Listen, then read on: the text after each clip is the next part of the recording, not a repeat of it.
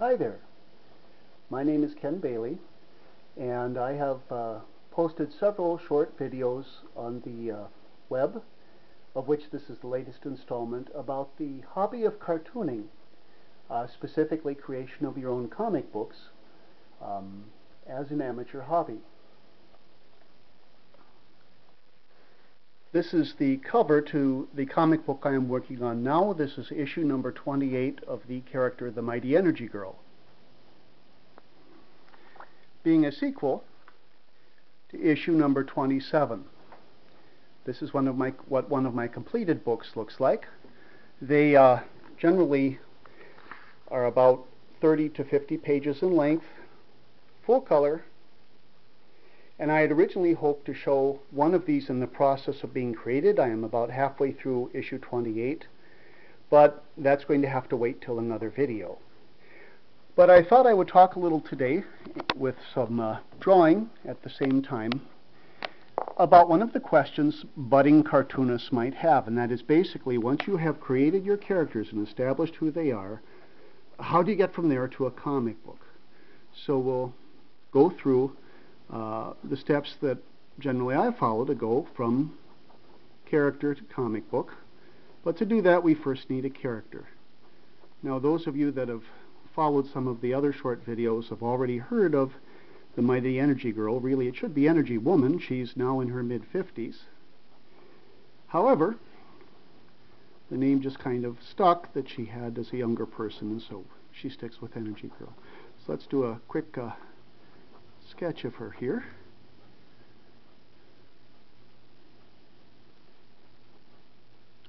A little hard to draw when you're your own photographer, but we'll do what we can.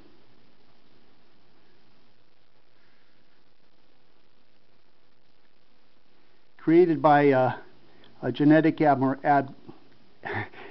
abnormality, it is maybe admirable at the same time.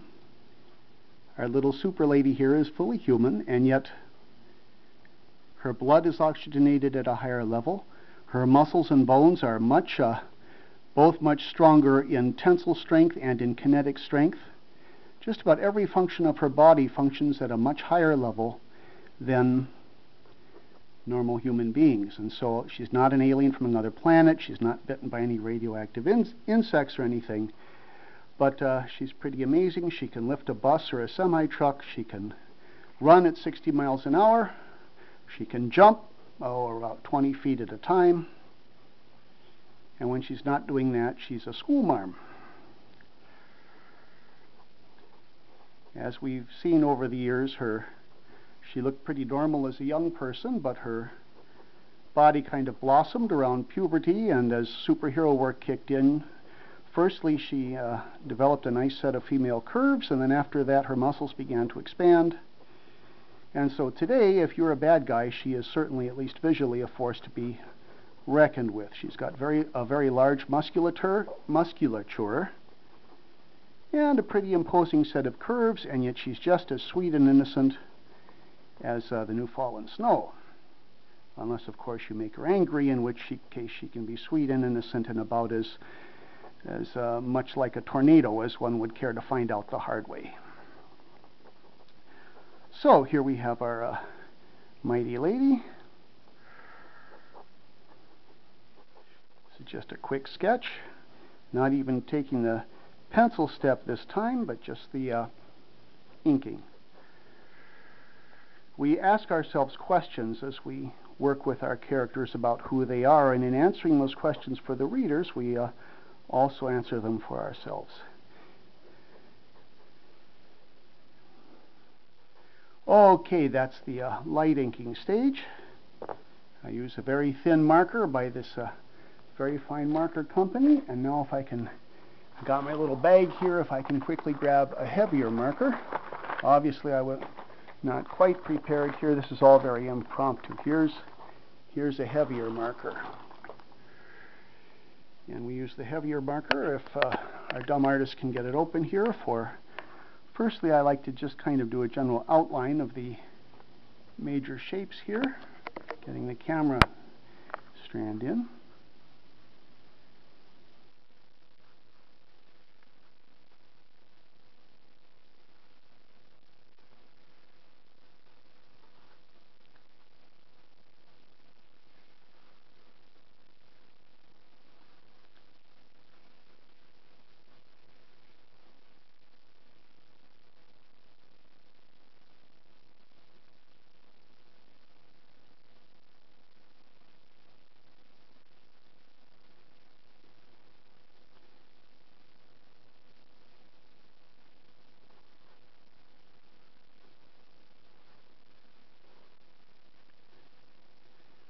of course, is just a very informal drawing. I take much more time when I'm doing it for real, but this will at least give you the idea.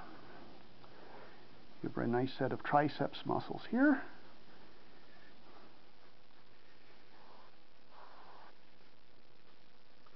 As well as, of course, certain more female areas of her anatomy. And I gave her kind of a 1950s designed costume here because she is an older person. She's been in superhero work since she was about 18 years old, although she was born with her super strength. You can't just waltz out in my world and start doing daring things. You have to be trained and then certified. And that takes several years, so she became an official protector of truth, justice, and all that good stuff after becoming certified at age 19 after graduating from hero training. She's now in her 50s. She's one of the older heroes. She's been protecting the proud people of Fairview, Illinois for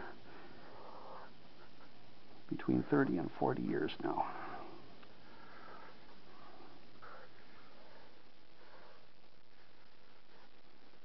We also use this heavier black for some shading to give a sense of depth.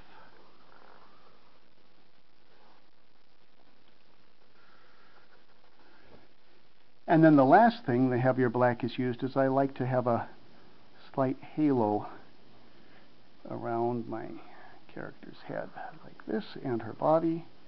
This way she'll stand out from the background when we get the background color in. So just a kind of brief outline. Get the cap back on our pen. I'll give you, here's where we are so far for our mighty heroine. Now it's time to quickly add some color. I'm a colorblind cartoonist, so I have to use colors that have the color printed on the side so we don't have little accident.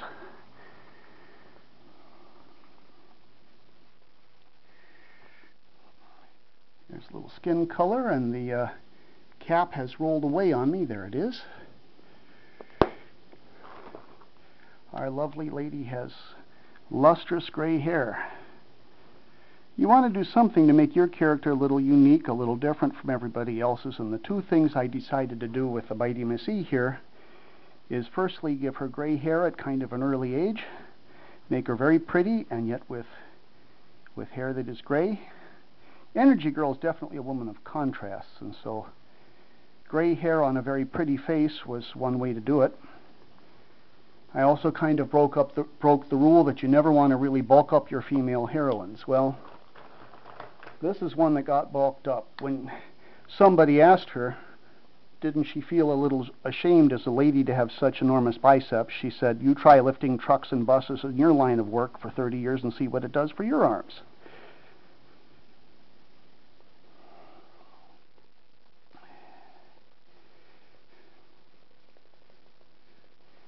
As we've said in previous videos, you want to give your hero both a sense of major threat, that is something that poses them a definite danger that could do harm to them, and a minor threat, something they can worry or obsess over that really wouldn't harm them much with all their power in the real world, but their worrying over it makes them more human. So EnergyGirl's minor threat is people constantly harping over the way she looks. Either her muscles are too big, or she's too curvy, or she's too old looking, or she's too this, or she's too that.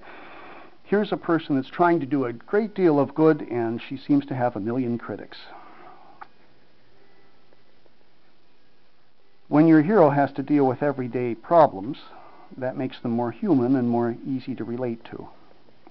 See how I'm telling you basically who this person is? By asking those questions, now I need an orange, excuse me just a minute here. By asking those questions of myself first, that's how I began to make my hero more human, by filling in details.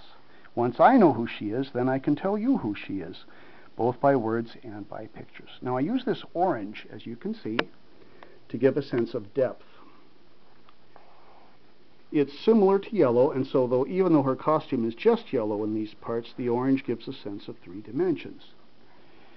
And then because we don't want to use one color too much and have her just turn into a blob of color, I have the inside of her cape orange, as an accent, because it's a very close color, to the outside of her cape, which is good old red.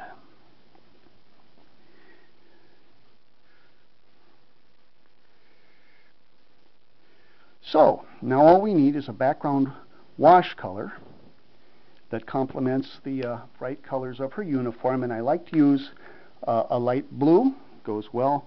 So we start staying, as I said, staying outside of that little halo. We just put in kind of a blue wash to kind of make the character stand out a little bit.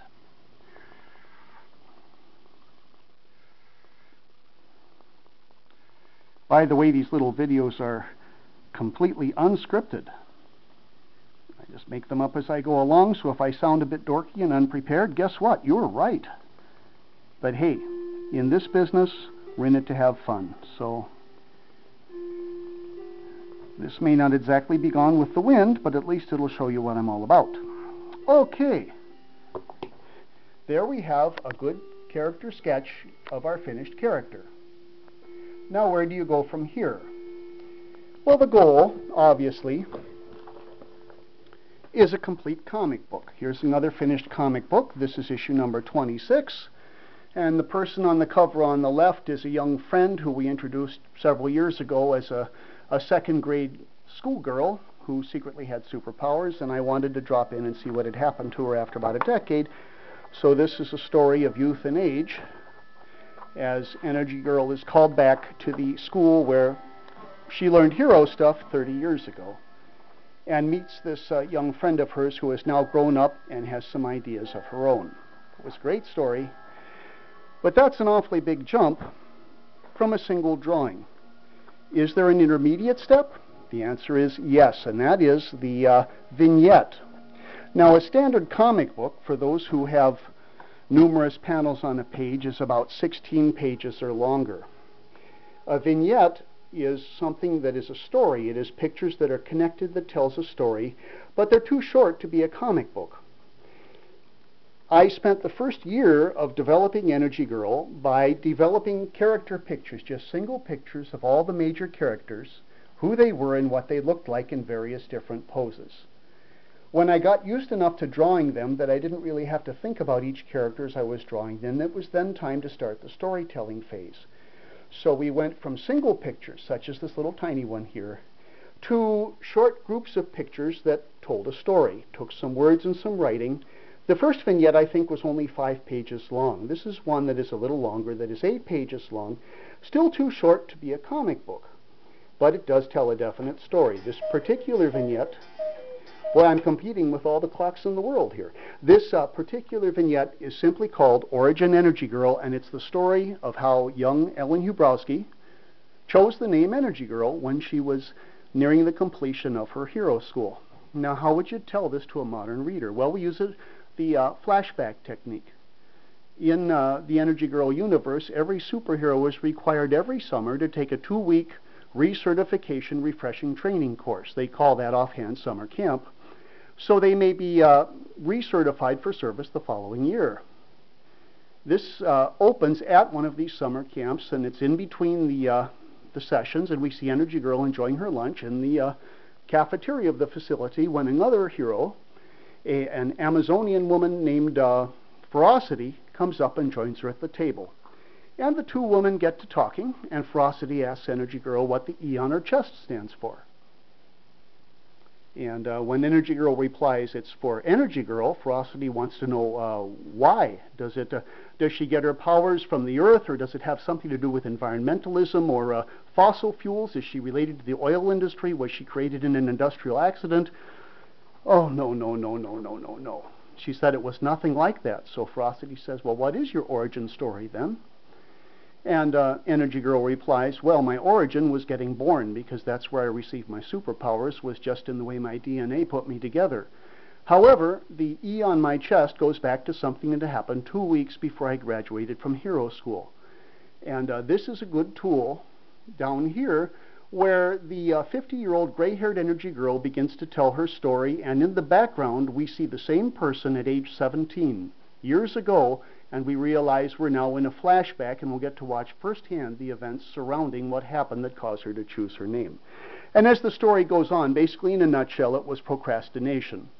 Young Ellen Hubrowski, super since birth, but not certified super, not allowed to be a hero until she graduates from school, is now just weeks away from graduation, and her mother asks her if she has yet chosen the name and submitted it to the federal government so that a costume may be designed.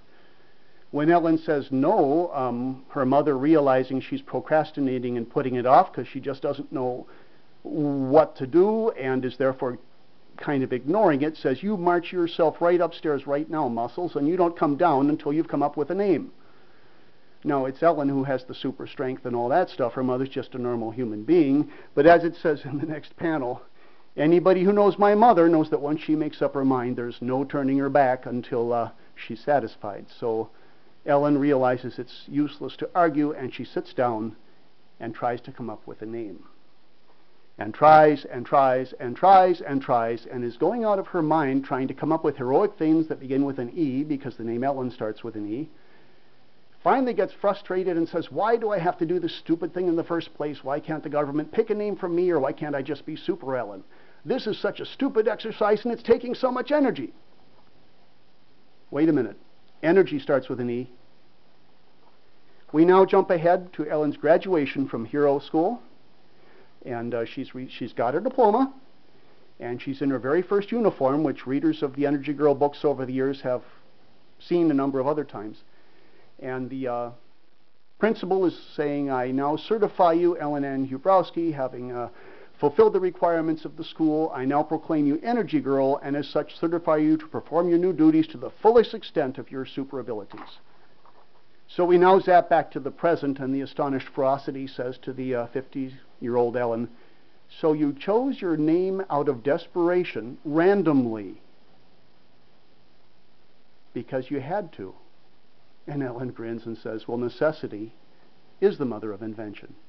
Ferocity smiles, and we're done. We just told the reader how Energy Girl chose her name. We did it in a number of related drawings that filled about 8 pages too small for a comic book. So we have this kind of mini comic called a vignette. If you've gotten to where you've designed some characters, try putting them together into short vignettes to tell your audience something about them. The more you do vignettes, it'll just be a matter of time before one of those vignettes just starts to grow and grow as you want to take the story further, and before you'll know it, you'll have your first comic book. This is Ken Bailey in Energy Girl saying, cartooning is fun.